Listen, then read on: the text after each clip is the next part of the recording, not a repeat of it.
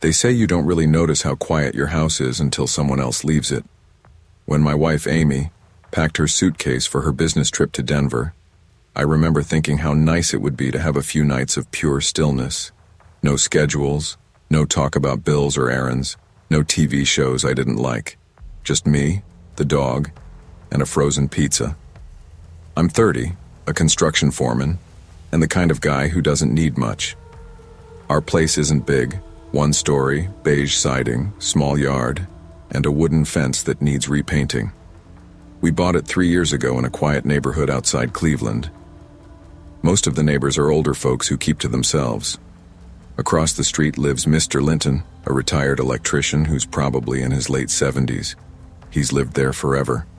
His wife passed a few years back, and since then he's been the sort of man who mows his lawn at the same time every Saturday and waves without smiling. Amy left Friday morning. That night, Toby, my golden retriever, followed me from room to room like a furry shadow.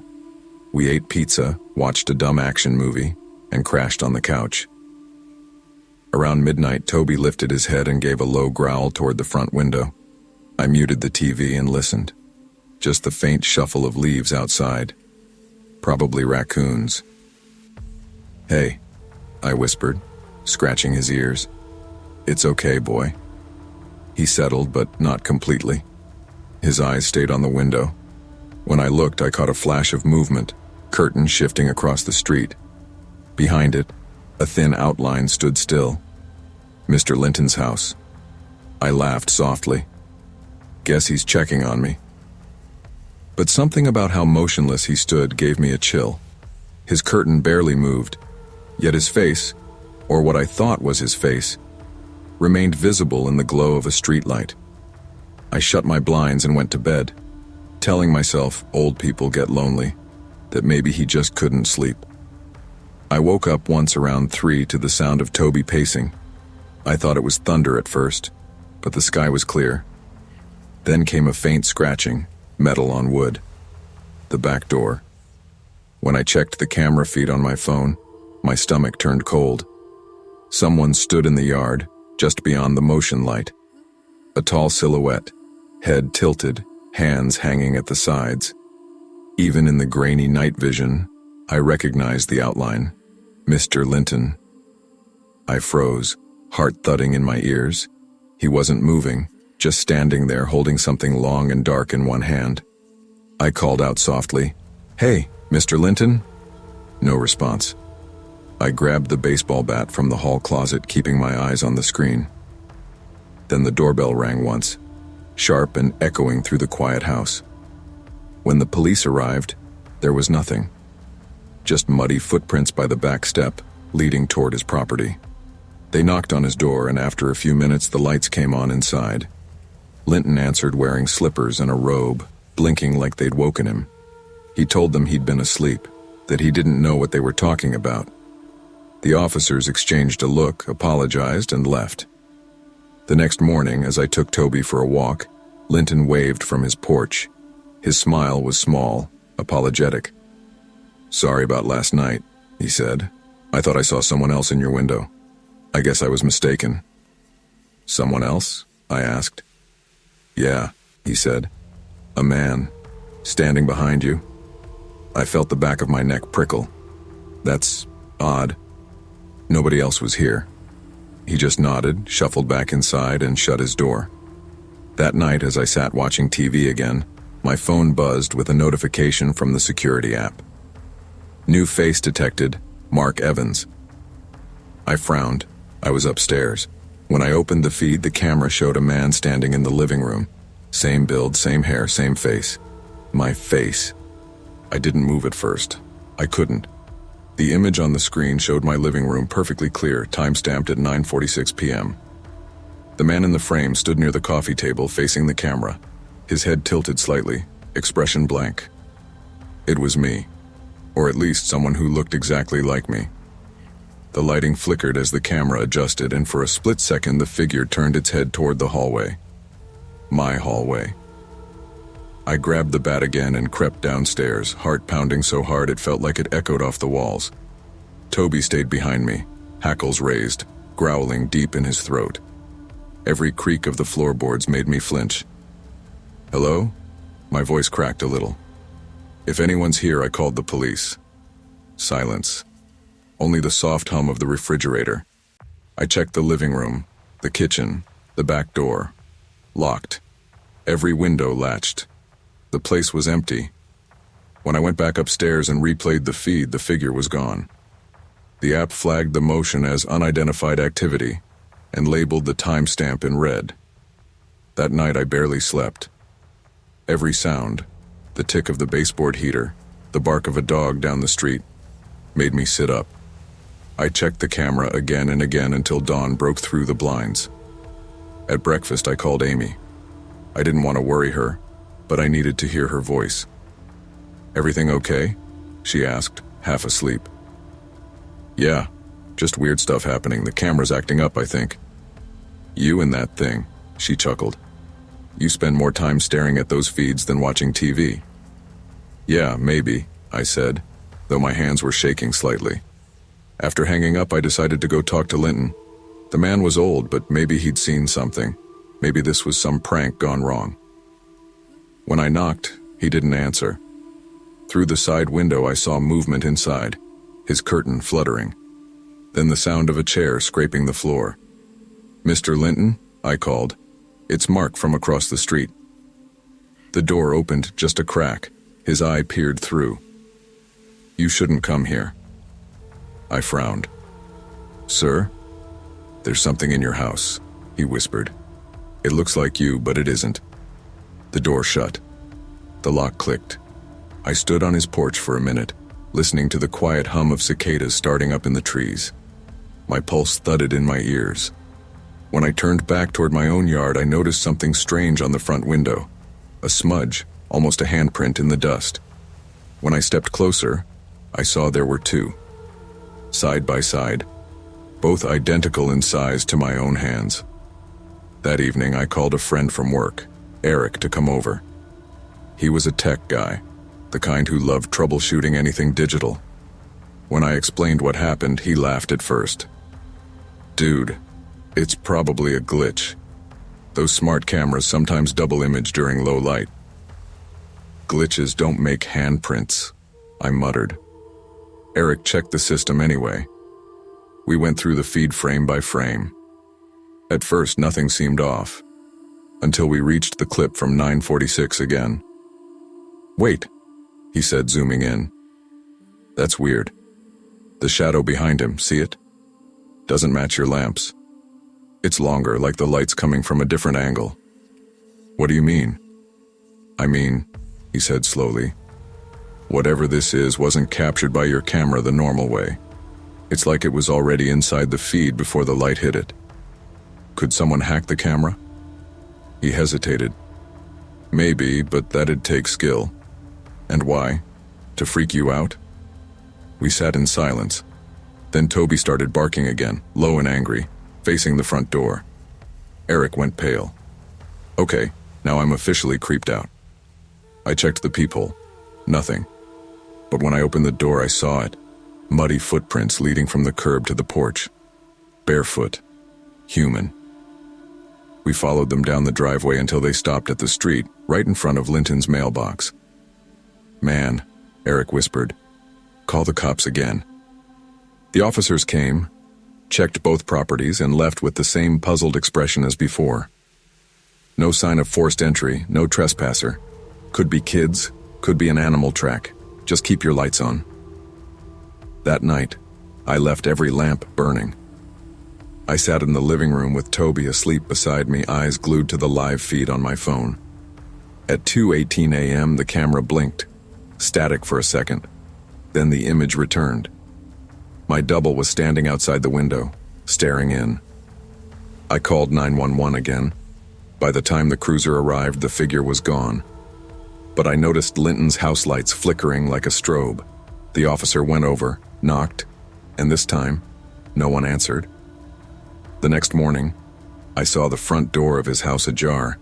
Against every instinct, I crossed the street. "Mr. Linton?" The living room smelled of dust and something faintly metallic. His recliner sat turned toward the window. In front of it, the floor was scuffed like someone had dragged their feet in circles. On the wall above his TV, photos hung crooked. Most of him and a woman I assumed was his late wife. But one frame caught my eye. A Polaroid of a man standing in this very room. Same build, same face. Mine. My throat went dry. The back door was open, curtains fluttering in the wind. On the porch steps, muddy footprints, bare, matching the ones from last night. When I got home, the living room camera was offline. The app read, "Feed unavailable, device already in use." Then my phone buzzed again, new face detected, Mark Evans. But this time, the location listed wasn't my living room. It was the camera at Linton's house. By dusk, I'd decided to disconnect everything. I tore the cameras off the walls, pulled the plugs, tossed them in a box. But when I looked out the window, I saw movement in Linton's yard. A man standing near the fence, half in shadow. I yelled, "Stay where you are," and ran outside.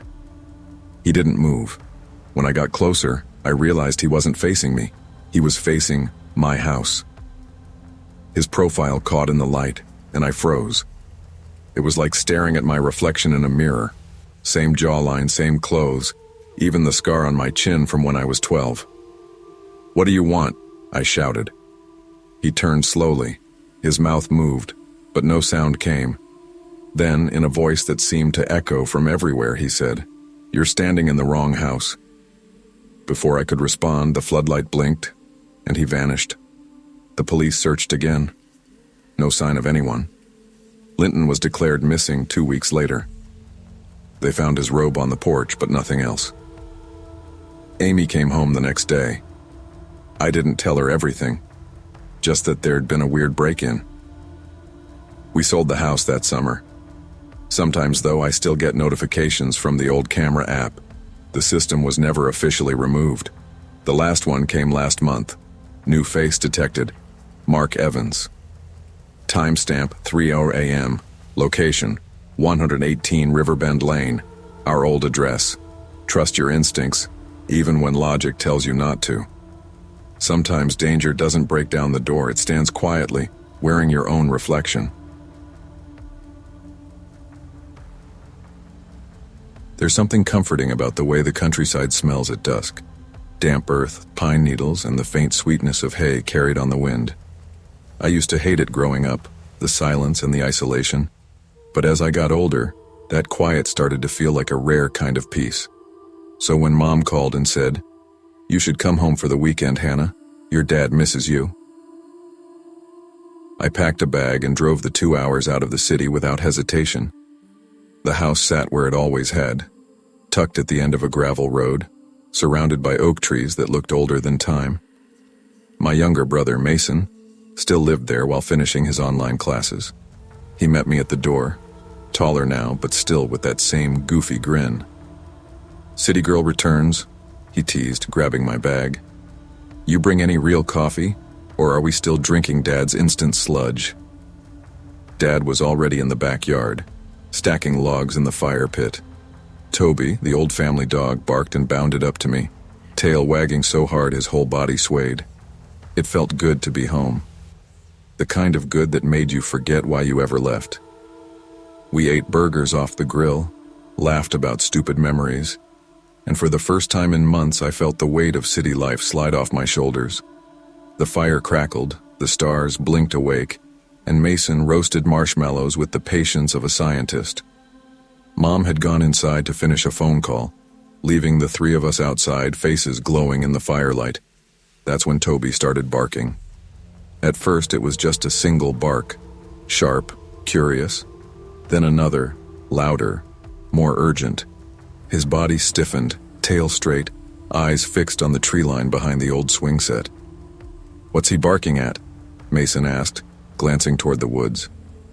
"Probably a raccoon," Dad said, though his voice lost its easy calm. He reached for his flashlight on the patio table and shined it toward the trees. The beam cut through the dark, illuminating trunks and branches. But then it caught something else. A tall figure stood just behind the swing set, motionless. My breath caught. The man didn't move, didn't speak. His head was tilted slightly to one side like he was studying us. "Hey," Dad called, stepping forward. "Who's there?" The light wavered slightly in his hand, and just as it hit the figure full on, the man was gone. "Did you see that?" I whispered. He just disappeared." Dad frowned. "Probably someone messing around. Mason, take Toby inside." But Mason didn't move. "Dad, he was right there." We searched for another 5 minutes, calling out, circling the yard, shining the light along the fence. Nothing. Not a footprint, not a sound. "Let's get inside," Dad finally said. His voice was steady, but his eyes weren't. That night the wind picked up. The old house creaked the way it always did, but every sound felt amplified. I lay awake listening, telling myself I was just jumpy. Then, softly, almost politely, there came a knock on the window beside my bed. 3 slow taps. I froze, breath caught in my chest. The sound didn't come again, but I couldn't shake the feeling that someone was standing just outside, waiting for me to move. Morning sunlight made everything look harmless again. Mason teased me about my city paranoia, and Dad acted like nothing unusual had happened. Still, when I went into the kitchen for coffee, I saw them, smears on the glass doors facing the backyard. Muddy handprints, long and uneven, like someone had pressed their palms against the window during the night. "Dad," I called quietly. "Come look at this." He set his mug down and joined me. His face tightened. "Don't tell your mom." "What if someone was out there again?" "We'll check it out." He stepped outside while I stayed at the door. The morning dew glistened across the yard, but near the porch, a single wet footprint marked the wooden step, bare, human, and facing the house. Dad crouched to look closer. "That wasn't there yesterday." Dad crouched to look closer. "That wasn't there yesterday." "Shouldn't we call the police?" I asked. He hesitated, then sighed. "We will, if anything else happens." When the sheriff arrived later that afternoon, he was polite but unconcerned. "Could have been a hiker," he said. "Folks cut through those woods sometimes. I'll have a deputy patrol the area tonight." That didn't reassure me much. After he left, I walked out to the swing set, the same one Mason and I used to play on as kids. The chains squeaked in the breeze. A few feet behind it, the ground was disturbed. Patches of dirt scuffed like someone had stood there recently.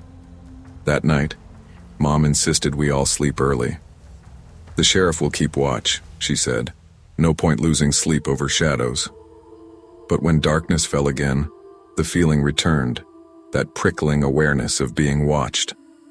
Around midnight, I woke to Toby growling softly at my bedroom door. The moonlight pooled through the curtains, silver and cold. Then came the tapping. This time, it wasn't soft. It was steady, deliberate, moving from one window pane to the next. I reached for my phone with shaking hands and turned on the flashlight. Slowly, I approached the window. Outside, between the reflection of my own face and the dark beyond, I saw him, the same tall man, head tilted, eyes hidden in shadow. I screamed. Dad came running, baseball bat in hand. By the time he yanked the curtains open, the man was gone again. Toby barked furiously, pawing at the window. "We're calling the police," Dad said, voice low but firm. The deputies arrived within 10 minutes. They swept the yard, the woods, even the shed. Once again, nothing. "No sign of trespass," the sheriff said, frowning. "Could be local kids pulling a prank." "Kids don't leave handprints taller than Dad," Mason muttered. They promised to keep a cruiser near the road, but by the time their taillights disappeared, unease settled heavier than ever. The next day, Dad installed motion lights and cameras around the porch. He didn't say it, but I could tell he was shaken. Mom pretended it was all just nerves, but she kept glancing at the windows like they might come alive. That evening, I scrolled through the new camera feed on Dad's laptop. Nothing for hours, until 11:57 p.m. The screen flickered and a tall shape appeared near the trees. The motion sensor light clicked on, but the man didn't move. He just stood there, watching the house, his face completely blank.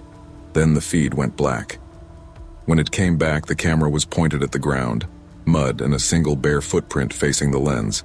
By Saturday, we were exhausted. Mom wanted to pack up and leave for a motel, but Dad refused. "This is our house," he said. "Whoever it is won't scare us out." That night, clouds swallowed the moon. The woods were a black wall behind the house.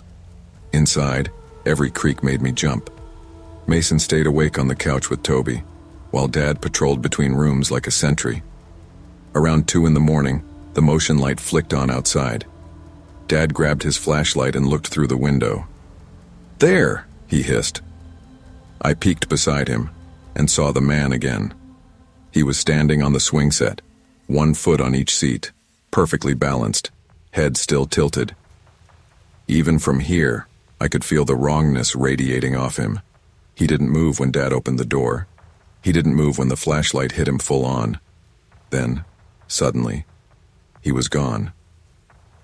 We searched the whole yard. Nothing but wind and the distant hoot of an owl. When we came back inside, the front door was wide open. Morning came gray and heavy. No one spoke during breakfast. The house felt different, emptier somehow, like something had been taken without us noticing. When I went to pack, I glanced out the window. The swing set was gone. Only the metal posts remained, bent inward like they'd been crushed by something massive. My stomach twisted. Before we left, Dad checked the porch camera one last time. The final clip was time-stamped 3:12 a.m.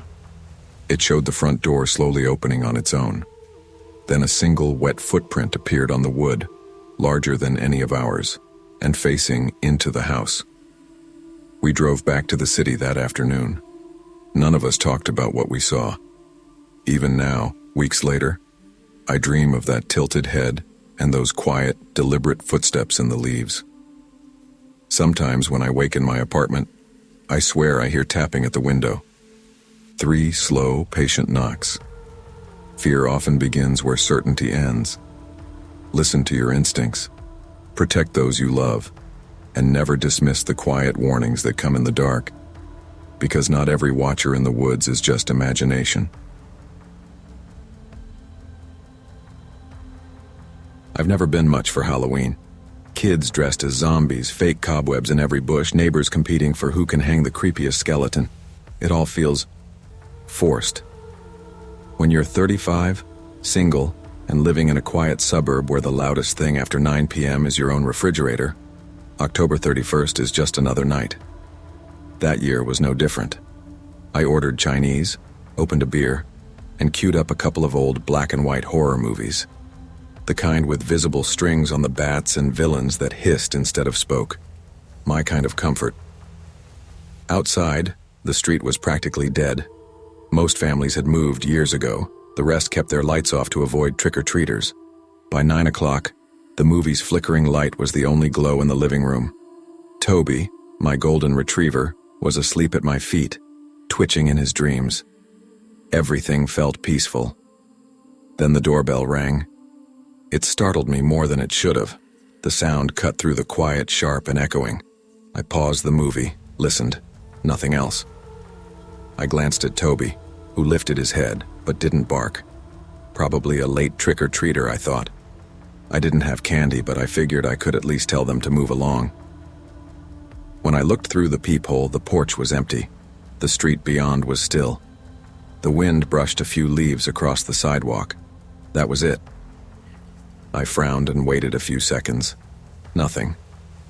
I shrugged it off and went back to the couch. Then the bell rang again. 3 quick chimes this time.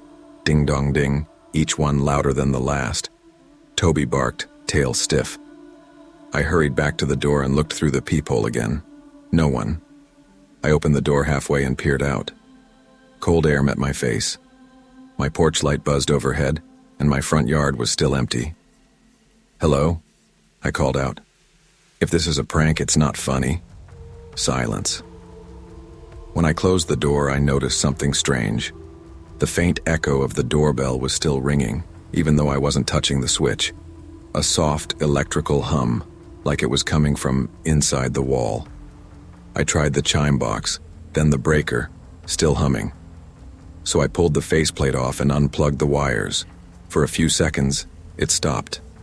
Then, so faint I almost thought I imagined it, I heard it again. Ding, dong, ding. The sound wasn't coming from the doorbell anymore. It was coming from somewhere deeper inside the wall, like it had sunk there. That's when the lights flickered. Once, twice. Then every bulb in the house went dim, then back up again. My smart bulb synced to my phone, but I wasn't touching anything. Toby started barking again, facing the front door. I checked my phone's security app. The front camera feed popped up, grainy and jittery, but there was someone standing there, a person in a vintage clown mask. White face, faded red nose, glassy black eyes. They didn't move.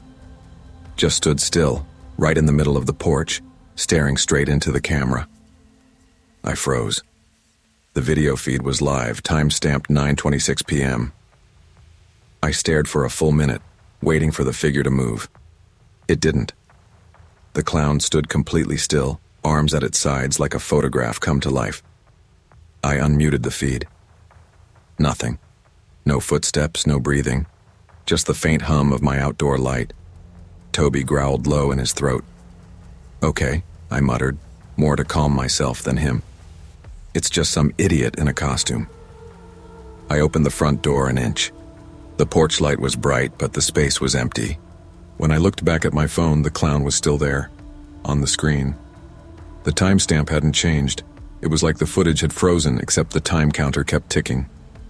That's when the doorbell chimed again. I slammed the door shut. Nope. Not tonight. The bell rang once more, muffled, like someone was pressing it gently, testing. I turned on every light in the house. When I called 911, my voice shook harder than I wanted it to. "There's someone on my porch, dressed like a clown. I have camera footage." The dispatcher's voice was calm. "Stay inside, sir. Officers are on their way. Please tell them to hurry." It felt like hours, but the flashing blue lights appeared in less than 10 minutes. 2 officers swept the porch, the yard, the driveway. One of them, Officer Daniels, knocked on my door. "Mr. Hawkins?" "Yeah. There's no one out here," he said, shining his flashlight around. "We'll check your cameras." I showed them the clip. The clown stood in perfect focus on the screen, unmoving. Daniels squinted. "You say this was live?" "Yeah. Look at the timestamp." He frowned. "Where does this camera sit?" "Above the door. Right there." He looked up. "Then how the hell did this happen?" "What do you mean?" Daniels rewound the footage. This time, he played it at half speed. The clown didn't just vanish, it walked. Slowly, past the camera, toward the left side of the house, straight toward the basement windows. The officers searched the property again. Backyard, basement door. Nothing. Daniels left his card. "Call if anything else happens, but look, man, it's Halloween. People do stupid stuff. Try not to overthink it." Easy for him to say. After they left, I couldn't shake the image of that mask. Pale white, cheap looking, but something about it felt ancient, like it didn't belong to this decade. I barely slept. Around 3 a.m., I woke to Toby pacing near the hallway. His ears were pinned back, tail low. He was staring at the basement door. A soft sound came from behind it. At first, I thought it was the house settling, but then it came again. A faint scraping like nails or metal brushing wood. I stepped closer. "Hello?" Silence. I turned the handle. The door was unlocked but stiff. When I pulled it open, the scraping stopped. The basement light flickered on when I hit the switch. Boxes, tools, the old furnace rumbling. Everything looked normal, except for the smell, damp, metallic, like soil and rust, and the small patch of mud on the concrete, leading from the basement window to the stairs. I followed it until my phone buzzed in my pocket, a new notification from my smart system. Device disconnected. Front doorbell. The wiring had been cut from the inside. The next morning, I tried to convince myself it was some fluke. Maybe the wiring shorted. Maybe the clown was a kid messing around. But when I stepped outside, my neighbor, Mrs. Dalton, waved me over. "Ryan, you okay, honey?" "Yeah," I lied. She pointed to the sidewalk. Muddy footprints, large ones, led from my basement window to the street. "I saw those when I walked my dog," she said. "Didn't want to scare you, but it looks like someone came out of your house." I stared at them, my stomach dropping. That night I didn't even try to sleep. I sat in the living room with the baseball bat I hadn't used since high school, the dog curled at my feet. Every noise made me flinch. Around midnight, the power blinked again. My phone buzzed, motion detected, basement. I opened the live feed. At first, nothing. Then, movement in the corner. Just the faint outline of a tall figure standing behind the water heater. No mask this time, no face visible. Just the shape of someone too still, too silent. The camera glitched. When it came back, the space was empty, except the small pull-chain light was swinging slowly back and forth. By morning, I'd made up my mind. I packed a bag, grabbed Toby, and drove to my brother's place across town. When the electrician came later that week, he called me. "Hey man, you weren't kidding about the wires being cut." "You mean from the outside?" I asked. "No, from inside the wall. Someone had to pull the faceplate, snip the wires clean, and put it back. Neat job, too." He paused. "You sure you live alone?" I hung up without answering. I moved out 2 months later. But every Halloween, when the lights dim just a little and the streets fall silent, I swear I hear it again. Faint and distant. Ding, dong, ding. Like something deep in the walls hasn't forgotten. Evil doesn't always come from outside our doors. Sometimes it lives quietly within the walls we trust most. Always listen when the ordinary turns strange, because the moment you stop believing your instincts, something else starts listening for you. When my parents told me they were taking a month-long cruise to celebrate their 20th anniversary, I pretended to be bummed out. But inside, I was ecstatic. 17 years old, no curfews, no chores, no "Ryan, did you feed the dog?" or "Ryan, get off the Xbox." Just me, the house, and 4 glorious weeks of freedom. They'd just moved us into a newer subdivision outside Columbus. Fresh paint, trimmed lawns, neighbors who waved too much. The kind of neighborhood where everyone used the same mailbox and pretended to like each other. Our house sat at the end of the cul-de-sac, 2 stories of beige siding and brand new everything. The day they left, my mom kissed my forehead and gave me a list of rules. "Don't let anyone inside. Lock the doors, no parties, and please don't burn the house down." Dad tossed me a 50 and said, "Pizza money. Don't blow it all on video games." Then they were gone. For the first few days, I lived like a king. Mountain Dew cans lined the coffee table like trophies. I stayed up till 3 playing Call of Duty, fell asleep on the couch, and woke up at noon to the sound of my dog, Scout, whining for breakfast. He was a big mutt with more bark than brains, but he was my only company, and I talked to him like he was a roommate. The storms rolled in during the second week, the kind that shake the windows and make the lights flicker. That's when I first heard it. A clang. Metal on metal, faint but sharp, coming from the basement. I froze. Scout growled low in his throat, staring at the basement door like it had personally offended him. I muted the TV. The sound stopped. Probably the water heater, I told myself. Houses make noises. But the same thing happened the next night, and the night after that. Always around 11:30 p.m., always one metallic clang, like someone hitting a pipe with a wrench. By the 4th night, Scout refused to even go near the door. He'd lie on the opposite end of the living room, ears flat, eyes fixed on that spot. That's when the curiosity started eating at me, and when I finally decided to go down there. I grabbed a flashlight and my phone, trying to act brave for no one in particular. The power flickered as I reached for the basement light switch. The bulb buzzed overhead, throwing weak yellow light across the concrete steps. The basement smelled like dust and cardboard. My parents had barely unpacked down here. Just stacks of boxes labeled Christmas, old files, and MISC. Everything looked normal, except for Scout pacing at the top of the stairs, whining like I was walking into a lion's den. Then I heard it again. Clang. This time closer, behind the back wall, near the storage shelves. I moved the flashlight in slow arcs, my breath catching every few seconds. That's when I noticed something odd. The shelves didn't sit flush with the wall. There was a small gap behind them, just wide enough to squeeze through. My heart was hammering. I pushed the shelves aside, boxes clattering to the floor. Behind them was a door, metal, bolted shut, scratches around the edges.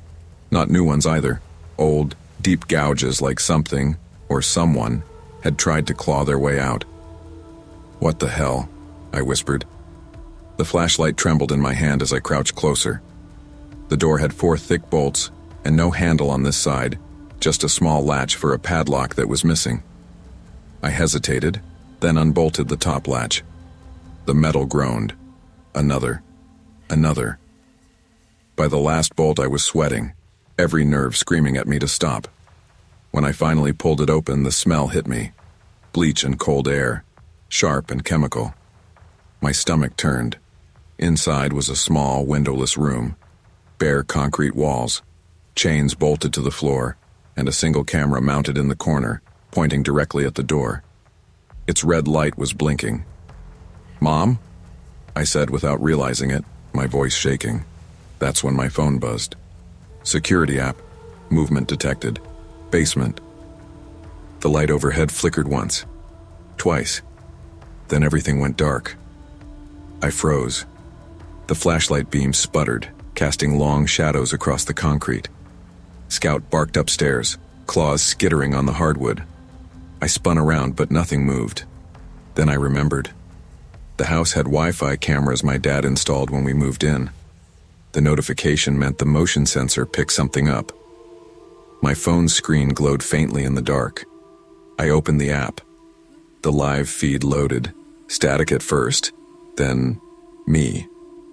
I was on the screen, standing in the basement, holding my phone. But behind me, in the corner of the frame, something shifted. I whipped around.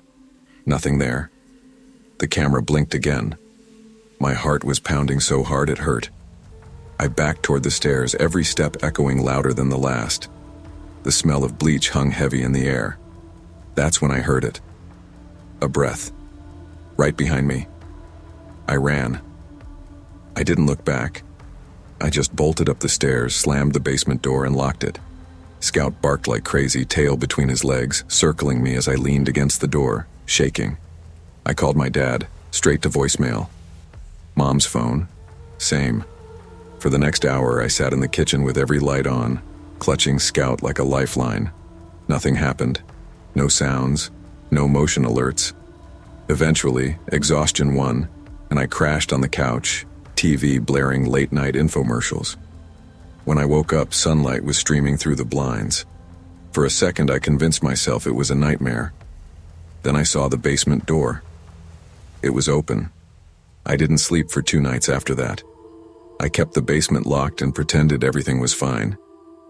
When Mrs. Holloway, our next-door neighbor, came by with her tiny dog, I asked, "Hey, do you know if the house had any renovations before we moved in?" She frowned. "You mean the Wilson place?" "Oh, honey, you didn't hear?" "Hear what?" Her voice dropped. "The man who lived there before you. He was arrested. Police found something in his basement. Said he'd been keeping women down there, filming them." My skin went cold. "Filming?" I managed. She nodded, whispering like it was a church secret. "They said he had cameras everywhere. He's in prison now, I think." I mumbled something about needing to get Scout and rushed inside. The house felt different after that. Every sound, every creak made my stomach twist. That night I checked the basement feed again. Camera 1, dark. Camera 2, static. Camera 3, the metal room.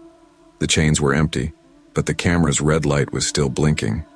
Then, movement. The door swung shut on its own, and someone whispered my name through the speaker. I don't remember running, only the pounding of my feet on the floor and Scout barking nonstop. I grabbed my keys, shoved my wallet into my pocket, and bolted for the door. The police didn't believe me at first. They searched the house, found nothing. No hidden door, no metal room. Just plain drywall where it had been. The officers exchanged looks like I was wasting their time. But when they checked my phone, their faces changed. The footage was there. 30 seconds of me standing in the basement, the door opened behind me. And then, a figure stepping out. Tall, pale, wearing my dad's old work shirt. The feed ended in static. They called my parents, cut their trip short. We stayed in a hotel until they could evaluate the property. A week later, we moved out. My dad never said it, but I saw the fear in his eyes when the realtor told him the basement had been remodeled years ago. No record of any extra door. Scout still refuses to go near basements. Honestly, I don't blame him. Some doors stay closed for a reason. Curiosity is a powerful thing, but sometimes what you uncover isn't meant to be understood. There's a difference between being brave and being reckless, and learning that difference might be what keeps you alive. When I first saw the house, it looked like the perfect place to start over. Quiet street, wraparound porch, a maple tree in the yard just starting to turn red for autumn. I'd been living out of boxes for months after the breakup, floating between friends' couches and short-term rentals, trying to convince myself I was healing. The truth was, I was exhausted. Tired of the city noise, tired of feeling like half a person, and tired of waking up to the same memories on repeat. So when I found the listing for a 2-bedroom fixer-upper in New Hampshire, I didn't think twice. It was old, built in the 1940s with uneven floors and floral wallpaper that peeled in the corners, but it felt solid, honest. Something I could build a new life inside. My realtor, Mark, gave me a sympathetic smile when I told him I was recently single. "Fresh start," he said, handing me the keys. "Just needs a little love." The first week I didn't mind the creaks and drafts. The house had a personality, like it was getting to know me. I spent my days sanding cabinets, painting walls, drinking too much coffee, and falling asleep on the couch watching renovation videos. At night I'd listen to the wind tapping the shutters and the occasional rumble of a passing truck on the main road. Peaceful, safe. Then, on the 10th night, I woke up to a sound. Faint, but steady. Creak, creak, creak. Like someone pacing directly above me. My bedroom ceiling was right below the attic. I lay still, my heart beating fast, counting the seconds between each step. After a minute, it stopped. I told myself it was the old wood expanding in the cold. Or maybe a squirrel. Houses like this made noise. That's what I told myself anyway. The next morning, I almost believed it. A week later, I found the dust. I was walking toward the kitchen, half awake and desperate for coffee, when I noticed a thin trail of gray insulation sprinkled across the hallway floor, directly under the attic hatch. It wasn't there the night before. I stared up at the square panel in the ceiling. The metal latch was slightly askew. I'd never opened it since moving in, but seeing it now made my stomach tighten. "Probably wind," I muttered, though the rational part of me knew the attic hatch didn't just open itself. That night I texted my friend Emma about it. Me. Heard noises again. Emma. It's an old house, Claire. Wood moves. Things settle. Me. There's dust on the floor under the attic hatch. Emma. Probably mice. Just set traps. I tried to believe her. I even laughed at myself for being dramatic. But when I lay in bed that night, I couldn't sleep. The silence felt wrong. Too heavy, like the air was holding its breath. And then, faintly, it started again. Creak, creak, pacing. I reached for my phone, opened the camera, and pressed record. pointing it toward the ceiling. I don't know why. Maybe I just needed proof that I wasn't losing it. I finally fell asleep sometime after 3 a.m., phone still recording. When I woke up, sunlight streamed through the blinds. My first thought was relief. No noise, no footsteps, nothing strange. I even laughed when I remembered the recording. Then I watched it. At 2:41 a.m., the footage showed the attic hatch trembling, just slightly at first, then harder, as if someone were pushing from above. After a few seconds, one corner lifted, and a small section swung open. Something lowered down. A rope ladder. The screen flickered as a Barefoot appeared on the first rung. Pale, adult, definitely human. Slowly, a man climbed halfway down, his shadow falling across my bed. Then he stopped, head tilted, looking straight toward the camera. For a full 5 seconds, he didn't move. Then he climbed back up. The hatch closed. I dropped the phone.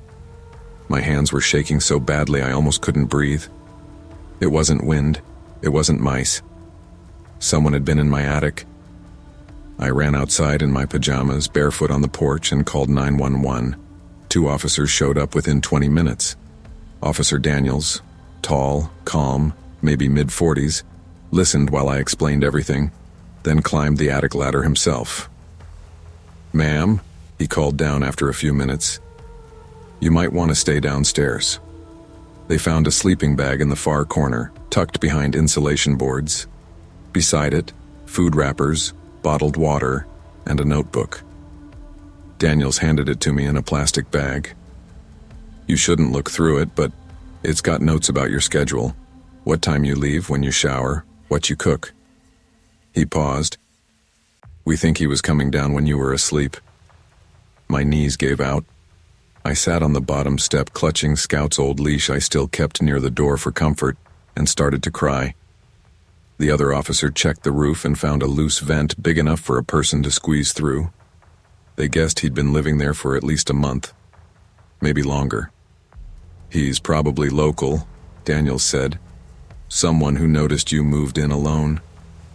That word, alone, made my stomach twist. It had always felt empowering before. Now it sounded like a warning. I moved out that week.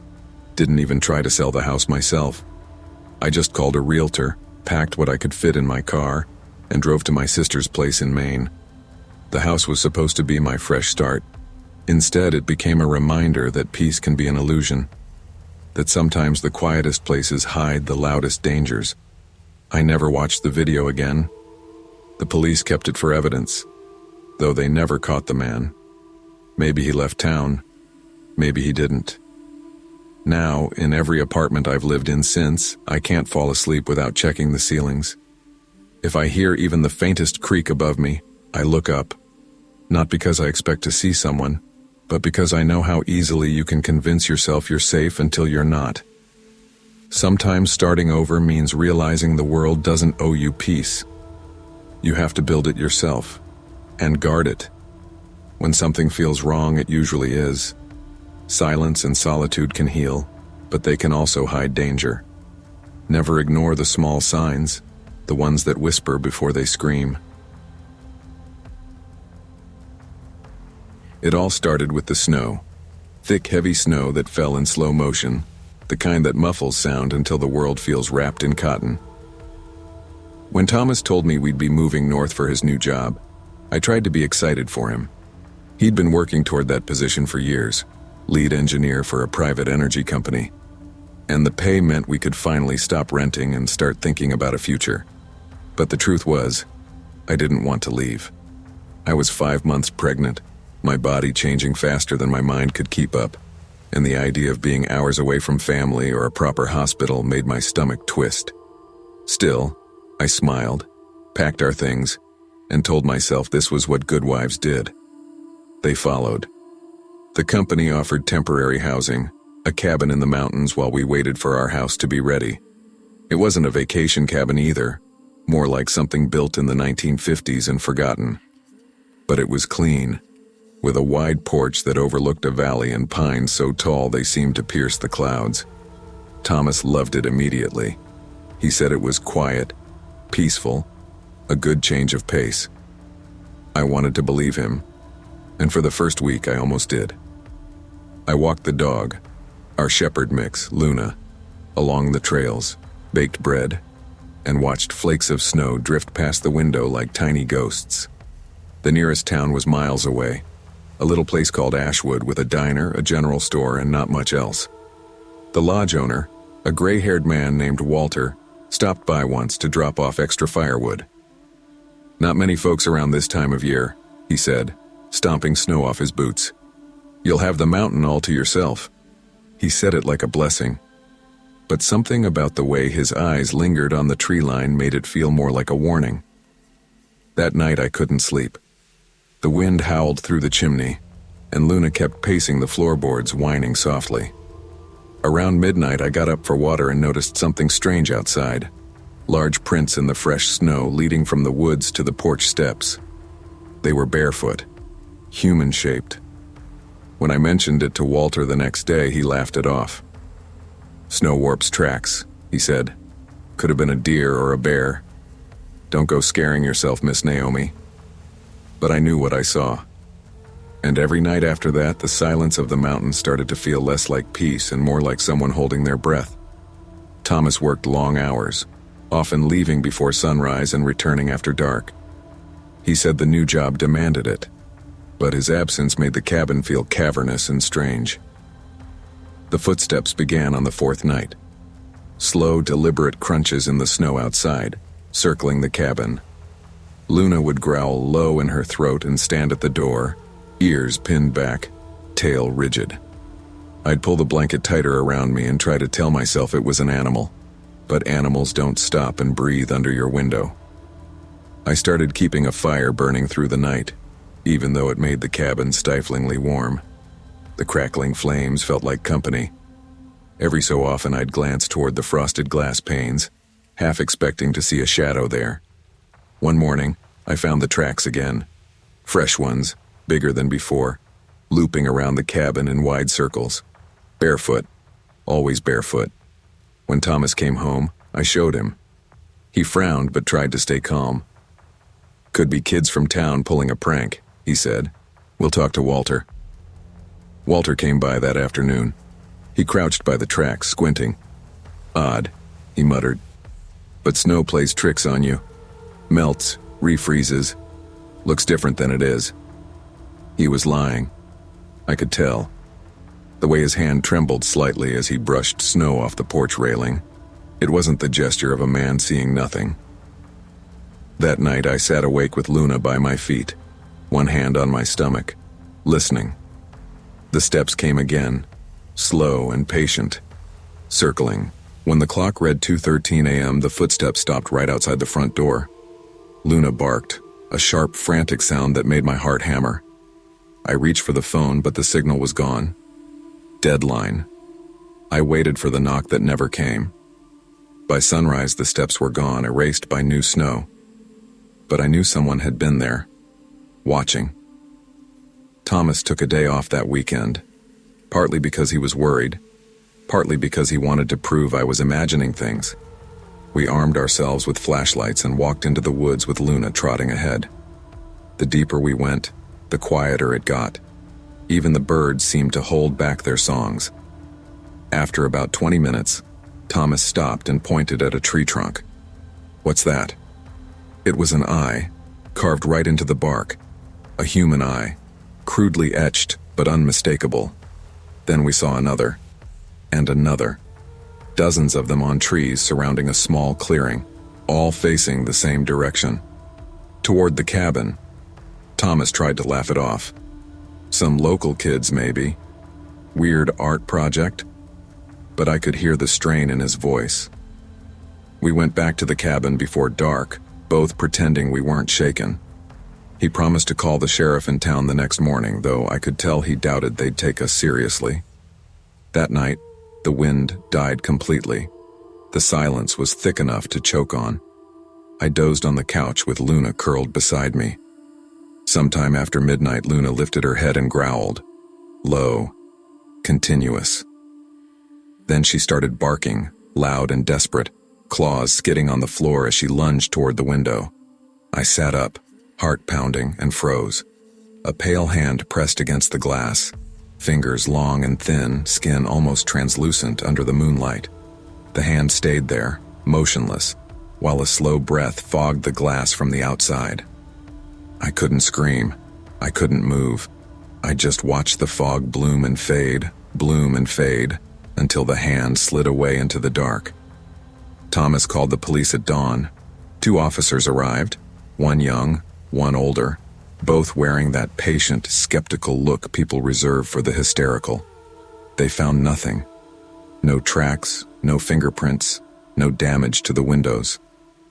The snow around the porch looked untouched, except for the fresh prints from the officers themselves. "You said it was around midnight?" the older one asked. "Snow's been falling since 2. Could have covered everything." "Then look in the woods," I said, voice shaking. "There are carvings, eyes, on the trees." The younger officer agreed to check.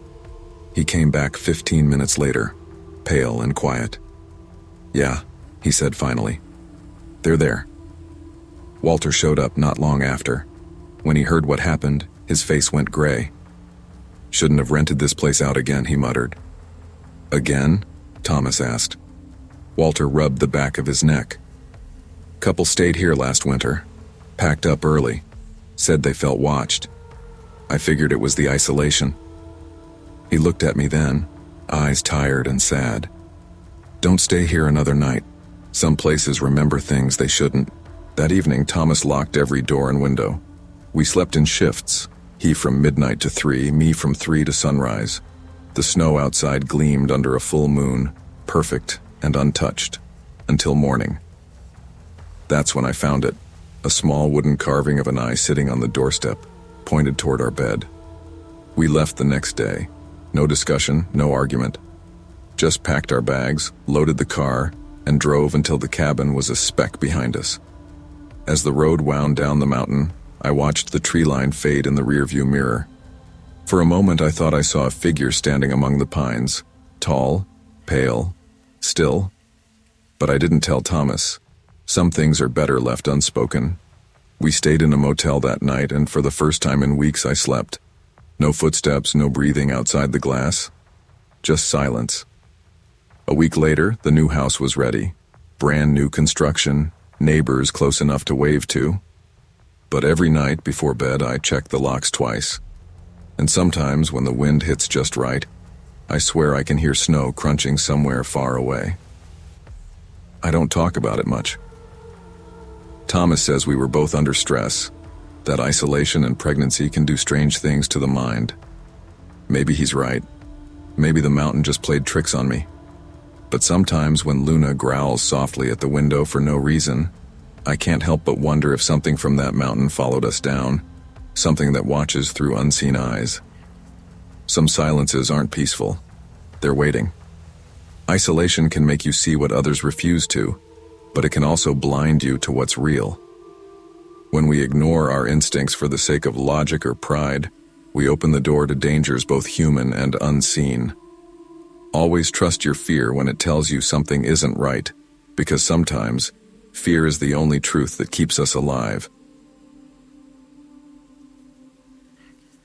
When I first saw the house on Maple Hollow Road, I thought it looked like a painting, small, white, and tidy, with a porch that caught the late afternoon light just right. It wasn't fancy, but after the chaos of my last few years, I didn't need fancy. I needed quiet. I was 34, recently divorced and trying to start over. I'd left Chicago after the papers were signed, packed what I could into my old pickup, and drove south until I ran out of highway and big city noise. The town of Briar Ridge was small enough to feel like another era. One main street, a diner that closed at 8, and neighbors who still waved at strangers. The house sat at the edge of town, where the asphalt turned into gravel and the woods began. The realtor told me it used to belong to a retired couple who'd moved in with their daughter out west. "Solid bones," she'd said. "Just needs a little love." I signed the papers within a week. The day I moved in, the air smelled like cut grass and rain. By sunset, Most of my boxes were stacked in the living room, and I was too tired to do anything but sit on the porch and watch the light fade behind the trees. That's when I noticed it. The basket. It was waiting right at the top of the steps. A wicker basket wrapped in clear cellophane, tied with a red ribbon. Inside was a bottle of wine, a few candles, and a handwritten note that read, "Welcome to the neighborhood and come meet us soon." There was no name, no address.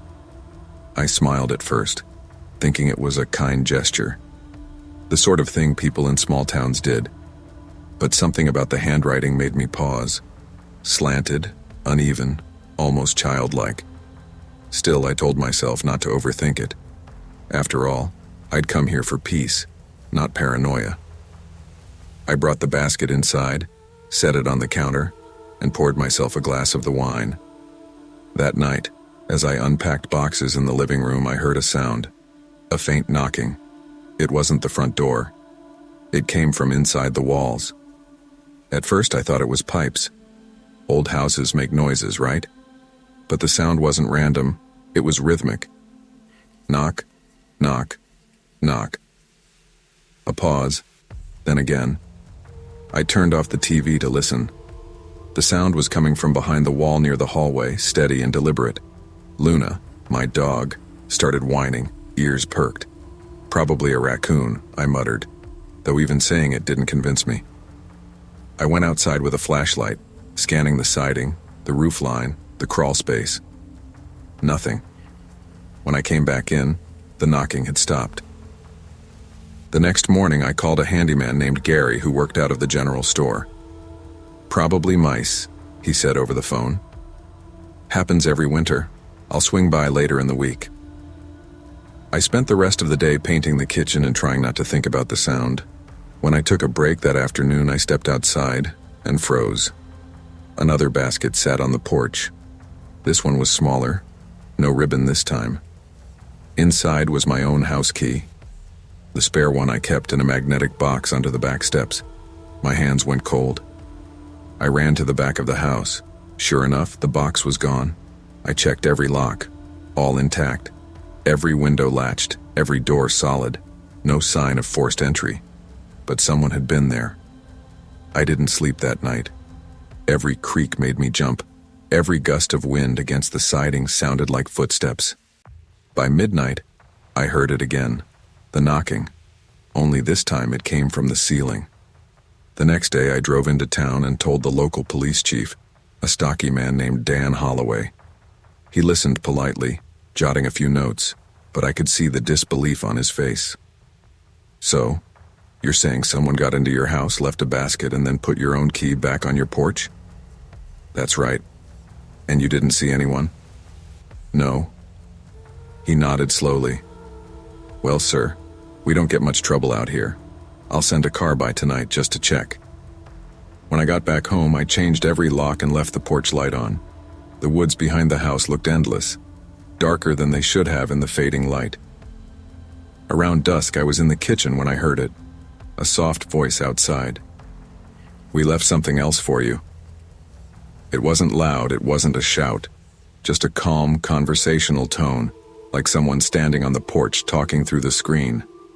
I froze. The voice came again, closer. "You didn't open it yet."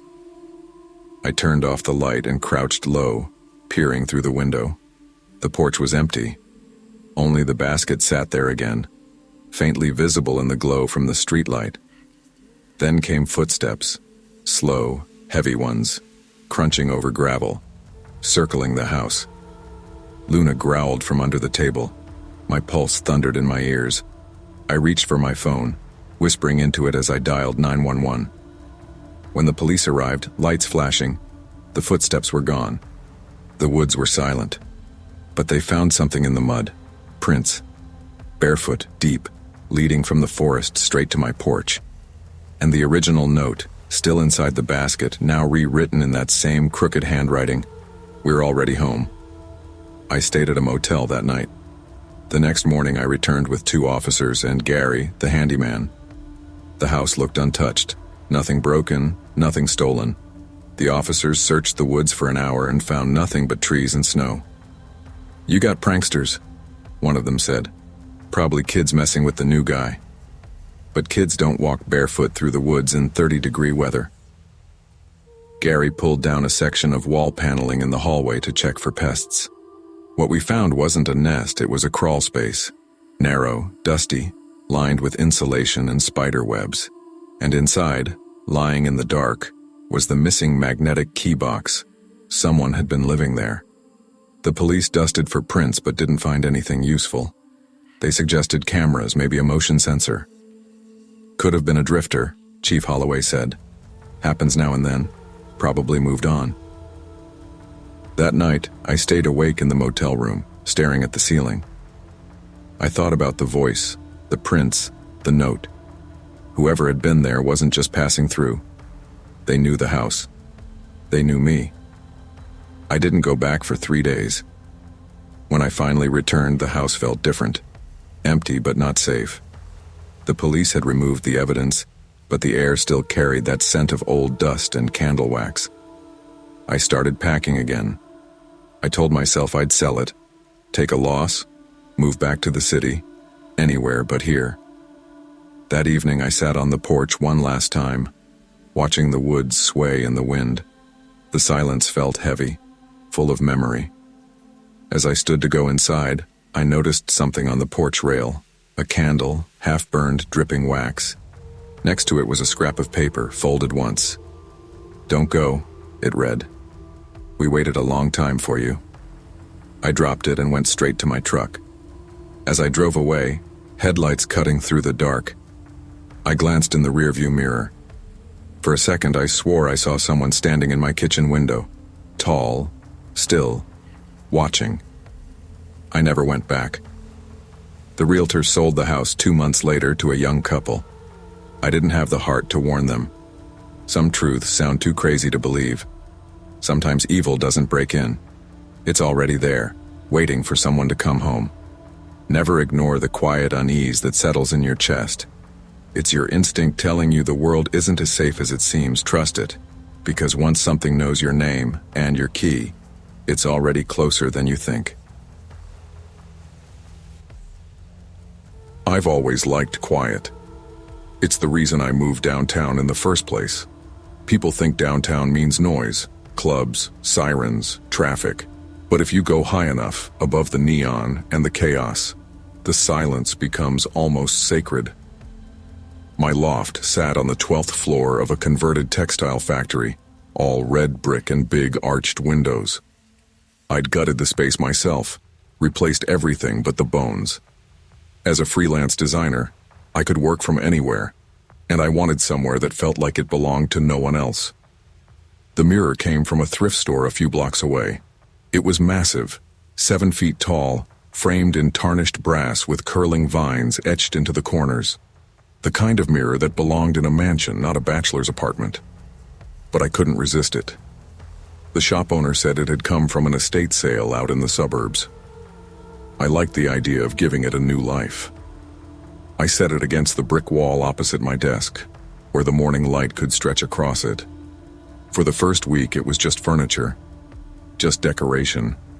Then small things began to feel off. At first, I thought it was the lighting.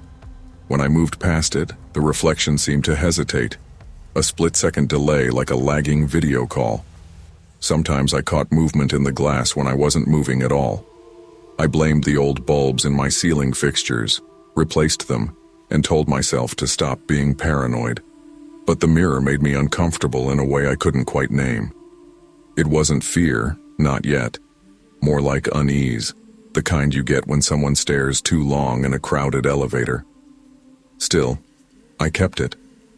I told myself I was being ridiculous. Designers are supposed to be observant. Maybe I was just too observant. Then the small things started disappearing. A flash drive from my desk, a mug from the kitchen counter, my old sketchbook I was sure I'd left open beside my laptop. I thought maybe I'd misplaced them, but days later, I'd find them sitting somewhere strange, behind the couch, under the bed, once even in the freezer. I was the only one with keys. Sleep didn't come easy after that. I'd wake at odd hours and swear I heard something faint. A shuffle, the groan of a board. My building was old, the kind of place that still breathed at night. I convinced myself that was all it was. Then one night, around 3 in the morning, I woke up and saw it. My reflection was standing half a second too still. I blinked, and for just an instant, I thought I saw someone standing behind me. A tall shape, blurred by the faint light from the street. When I turned around, nothing was there. I laughed, too loud, just to prove I could. The sound bounced off the brick like an accusation. "Get it together, Ethan," I muttered. "It's just light." Still, the next morning I ordered a motion sensor camera online, just for peace of mind. The camera arrived 2 days later. A sleek black cylinder that could record in low light and send alerts straight to my phone. I set it on the bookshelf facing the mirror, angled to catch the full room. I tested it with a few hand waves and watched the playback. Perfect. I slept better that night, telling myself that whatever was happening, I'd see proof soon enough. Around 3:14 a.m., my phone buzzed. Motion detected. I squinted at the screen. The live feed was grainy but clear enough to make out my darkened living room. At first I saw nothing. Then the air in front of the mirror shimmered, like heat off asphalt. The shimmer thickened, stretched upward, and began to take shape. A figure emerged, pale and thin, wearing what looked like a hooded sweatshirt. My chest locked. The figure moved slowly across the room, steps silent on the concrete floor. It walked to my desk, fingers brushing my computer. Then it turned toward the camera. For a full, impossible second, it looked straight into the lens. I saw the glint of eyes, the faint outline of a face beneath the hood. Then it moved back toward the mirror, and the shimmer swallowed it again. The room was empty. I didn't sleep the rest of the night. I just sat in the glow of my monitor, replaying the footage again and again. It didn't look fake. There was no glitch, no digital artifact. Whatever it was, it had been there. The next morning, I covered the mirror with a blanket. By noon, I'd called building maintenance. "Hey," I said, trying to sound casual. "I've got this old mirror I want hauled out. It's, heavy as hell." "No problem," the guy said. "We can send someone tomorrow morning." When I hung up, I stood in front of the covered mirror, listening. The blanket rippled slightly, just once, like a slow exhale from beneath. The movers arrived just after 9. 2 guys, Ray and Hector, both middle-aged, both the kind who could lift anything without breaking a sweat. I pretended to be busy at my desk while they pulled the blanket off. I tried not to look, but curiosity won. Without the blanket, the mirror looked different. The glass had a faint haze, as if something had been pressed against it from the other side.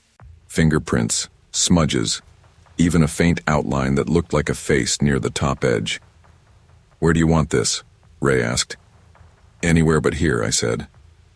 They laughed. I didn't. They lifted it away from the wall and froze. Buddy," Hector said. "You knew this was back here?" Behind the mirror was a narrow opening in the drywall. Not a vent or wiring cavity, an actual crawl space. About 3 feet deep, 6 feet high. Inside was a folding cot, some empty water bottles, and a pile of food wrappers. A faint smell hit me then. Sweat, decay, and something metallic. My stomach lurched. Ray pulled out his phone. "We're calling security, man. This is not okay." My hands were shaking. I crouched to look closer and saw something small glinting near the baseboard. A lens. A camera lens, fixed through a hole in the back of the mirror frame, perfectly aligned with where I usually sat at my computer. Someone had been watching me, not through the glass, from inside the wall. The cops arrived within 20 minutes. They taped off the area and took my statement. I tried to stay calm, but my voice kept cracking. The older officer, a woman named Torres, crouched near the opening with her flashlight. "There's a latch on the other side," she said. "Probably accessed through the maintenance corridor. Looks like someone's been using it for a while." "A while?" I echoed. She nodded. Based on the wrappers and bedding, weeks, maybe months. They dusted for prints, took the camera, and promised to review the building's security footage. I told them about the video I'd recorded the night before. When Torres watched it, she frowned.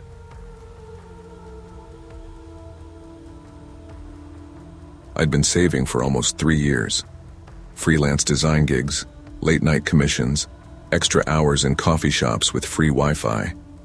All so I could afford the kind of place that made me feel like I'd finally made it. When I signed the lease for the loft on Jefferson Street, it felt unreal. High ceilings, exposed beams, big industrial windows that poured sunlight onto my desk. My own space, no roommates, no noise, no compromises, just me. The building itself was old, a 1920s textile factory turned into modern apartments. The kind of place that made your friends say, "God, this is so you." My landlord, Mr. Hanley, was in his late 50s, friendly in that detached landlord way. "Solid bones," he told me when I toured it. "These old floors creak, but that's part of the charm." Charm was fine. I could live with charm. The first week was perfect. I worked during the day, played music at night, cooked cheap pasta, and reveled in silence. But on the 7th night, right after 1 a.m., I woke up to a sound. It was faint, like a slow, rhythmic scrape coming from below. I froze, trying to locate it. Definitely not from the street. It sounded like something heavy dragging across wood. Then footsteps. Pacing. I got out of bed, crept toward the window, and looked down at the streetlights painting the empty sidewalk. The building beneath mine, Unit 3B, was supposed to be vacant. I knew because I'd asked about it when I moved in. Hanley had said it was being renovated. I stood there for 10 minutes, listening. Eventually the noises stopped.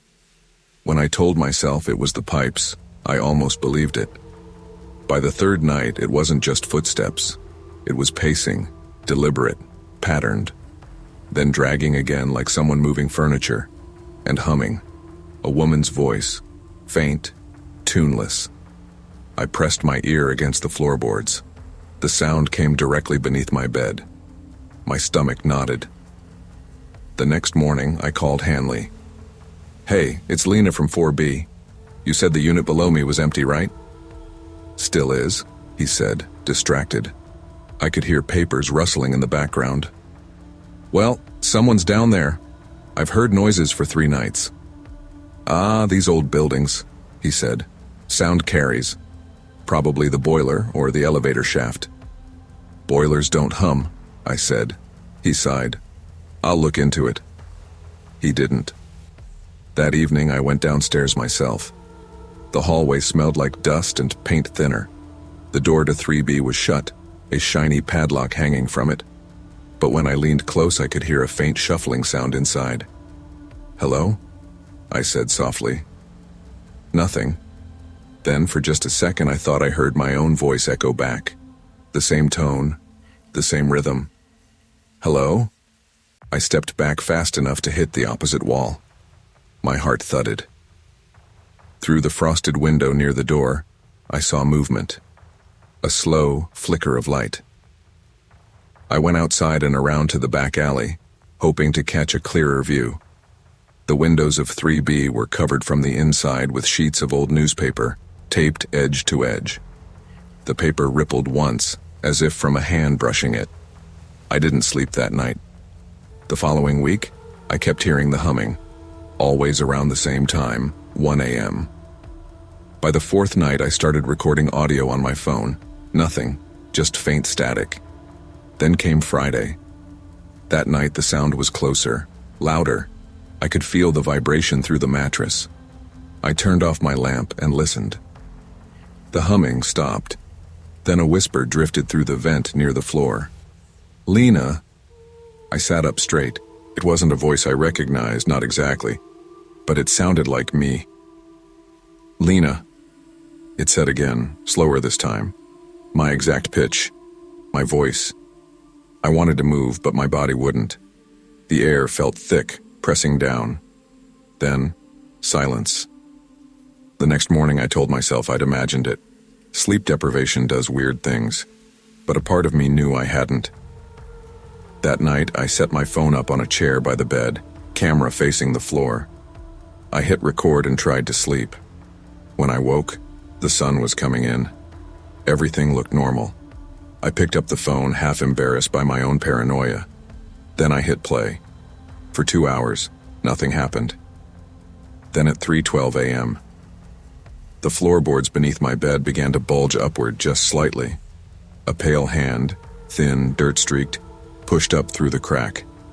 The fingers flexed, reaching, brushing the air before retreating back into the dark. I dropped the phone. The police came within an hour. The officer in charge, a woman named Davis, took my statement carefully. "You're sure this is your video?" she asked. "Yes."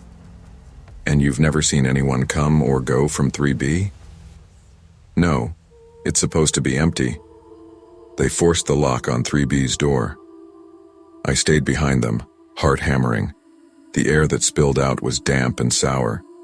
Inside, the apartment was stripped bare. No furniture, no lights, nothing but scattered newspapers and the faint imprint of footprints in the dust. Then Davis crouched near the far wall. "There's a hatch," she said. She pried it open. A narrow tunnel led down into blackness. The officers followed it with flashlights. I waited at the door, shaking. After a minute, one of them called up, "It connects to the basement." They found the crawl space beneath my loft, directly under my bedroom. Inside were a blanket, half-eaten food wrappers, a small lantern, and headphones wired to a vent shaft. Someone had been living there, listening, recording. The part that made me sick was what they found last, a small tape recorder with my voice on it. "Hi, this is Lena," it said, over and over. They never caught whoever it was. I moved out 2 weeks later. The landlord refunded the rest of my lease without a fight.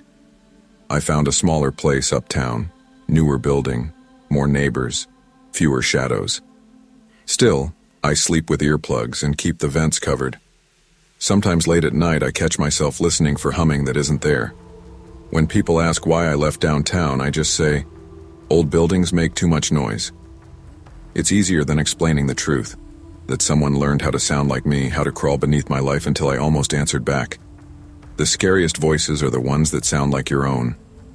Trust your instincts. When something feels wrong, don't wait for permission to protect yourself.